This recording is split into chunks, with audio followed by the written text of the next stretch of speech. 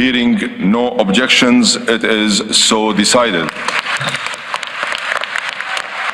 It seems like ages ago when there was euphoria across the Dubai Expo City after countries approved the Loss and Damage Fund on the first day of the conference. After 12 days of talks, it is back to the bitter fight of getting polluters to pay and agreeing on what the world needs to reduce warming. There has been marathon negotiations on whether to agree for the first time to phase out the world's use of carbon dioxide emitting coal, oil and gas, the main source of warming emissions. Fossil fuel has even made an appearance in the draft, but it was the need for an increase in financial flows to developing countries who are suffering from the impact of climate change the most that has gotten some agitated. COP28 generated a paltry $156 million in pledges for adaptation finance.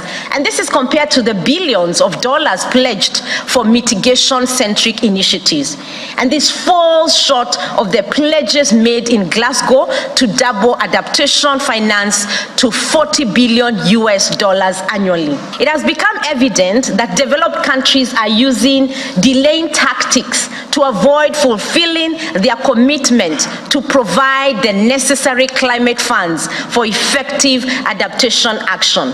A good deal on the global goal on adaptation will also provide a support for poor countries to develop without polluting the world like rich countries. We will not solve the problems of equity in relation to climate only with climate finance. That is the reason why I've been advocating for reforms in international financial architecture, for effective debt relief mechanisms, and for, as I mentioned today, the change, the increase of capital and the change in business model of international multilateral banks in order to make sure that much more resources are available for developing countries in order not only to meet their objectives in climate action, mitigation, adaptation, but also to address the dramatic financial situation in which many of them are.